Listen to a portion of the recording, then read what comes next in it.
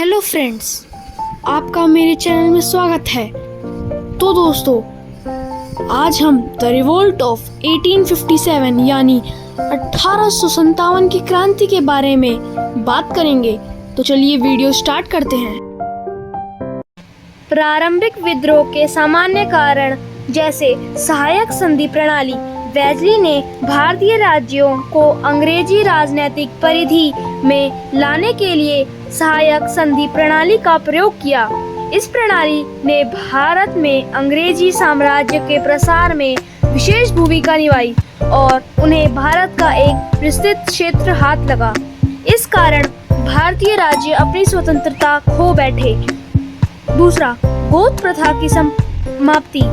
Governor general Lord Dalhousie के शासनकाल में भारत के कुछ प्रमुख देशी राज्यों यथा झांसी, उदयपुर, संबलपुर, नागपुर आदि के राजाओं के कोई पुत्र नहीं थे।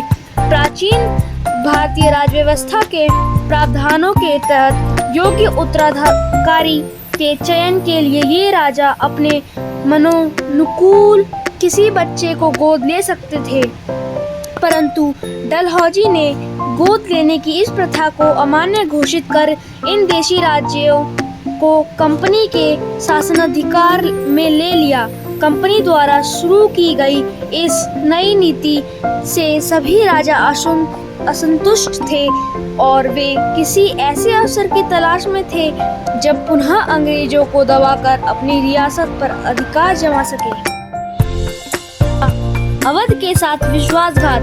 1856 में कंपनी द्वारा अवध राज्य का अधिग्रहण कर लिया गया था। इससे पूर्व अवध के नवाबों के साथ झूठी मित्रता कर अंग्रेजों ने उनसे पूरी सहायता ली थी, पर जब उनका साम्राज्य विस्तृत हो गया यानी जब बड़ा हो गया, तब उन्होंने अवध को भी अंग्रेजी साम्राज्य के अधीन कर लिया। इससे अवध की जनता में अंग्रेजों के प्रति अत्यधिक असंतोष था और इस असंतोष के कारण वहां के सैनिक उत्तेजित हो गए था।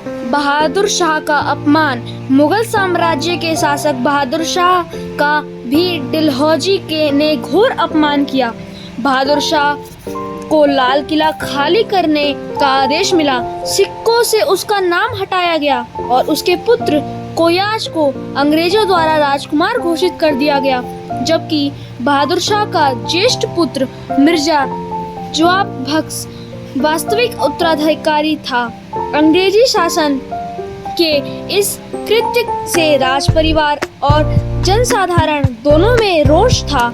इसलिए क्रांति की शुरुआत के समय बहादुर शाह ने यथाशीघ्र नेतृत्व प्रदान करने स्वीकार कर लिया।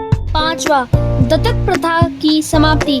लॉर्ड डलहौजी ने गोद प्रथा को समाप्त करने के साथ साथ दत्तक पुत्रों से जागीर जब्त कर लेने का निश्चय किया और पेंशन भी रुकवा दी। नाना साहेब स्वर्गीय पेशवा बाजीराव द्वितीय के दत्तक पुत्र थे और इनका पेंशन रोककर अंग्रेजों ने दुश्मनी मोल ले ली। छठा, अफगानिस्तान में अंग्रेजों की पराजय। वर्ष 1841 और 42 में अफगानिस्तान में अंग्रेजों को पराजय का सामना करना पड़ा। इससे इस धारणा से उबरने का मौका मिला कि अंग्रेज अपराज्य हैं। भारत के क्रांतिकारियों को इस युद्ध में से नई आशा और प्रेरणा मिली कि हम भी अंग्रेजों को देश से निकाल सकते हैं और इसके लिए उन्हें विद्रोह शुरू कर दिया। सामाजिक कारण। कंपनी के शासन विस्तार के साथ साथ अंग्रेजों ने भारतीयों के साथ अमानुषिक व्यवहार करना प्रारंभ कर दिया था। काले और गोरे का भेद स्पष्ट रूप से उभरने लगा था। अंग्रेजों द्वारा भारतीयों को गुलाम समझा जाता था। समाज में अंग्रेजों के प्रति उपेक्षा की भावना बहुत अधिक बढ़ गई थी, क्योंकि उनके रहन सहन, अन्य व्यवहार एवं उद्योग आविष्कार से भारतीय व्यक्तियों की सामाजिक मान्यताओं में अंतर पड़ता था। अपने सामाजिक जीवन में वे अंग्रेजों का प्रभाव स्वीकार नहीं करना चाहते थे। अंग्रेजों की खुद को श्रेष्ठ और भारतीयों को हीन समझने की भावना ने भारतीयों को क्रांति करने की प्रेरणा प्रदान की। धार्मिक कारण। भारत में अंग्रेजों ने ईस्ट इंडिया कंपनी के शासनकाल में भारतीयों पर धार्मिक दृष्टि से भी कुठाराघात किया था। इस काल में योग्यता की जगह धर्म को पद पर का आधार बनाया गया। जो कोई भी भारतीय ईसाई धर्म को अपना लेता था उसकी पदोन्नति कर दी जाती थी, जबकि भारतीय धर्म का अनुपालन करने वालों को सभी प्रकार से अपमानित किया जाता था। इससे भारतीय जनसाधारण के बीच अंग्रेजों के प्रति धार्मिक असहिष्णुता उत्पन्न हो गई थी। फिर ईसाई धर्म का इतना अधिक प्रचार किया गया कि भारतीयों को यह संदेह होने लगा कि अंग्रेज उनके धर्म का सर्वनाश करना चाहते हैं। परिणाम स्वरूप भारतवासी अंग्रेजों को धर्मद्रोही समझकर उन्हें देश से बाहर निकालने का मार्ग ढूंढने लगे और 1857 में जब मौका मिला तब हिंदुओं और मुसलमानों ने मिलकर अंग्रेजों के विरुद्ध प्रहार किया। आर्थिक कारण।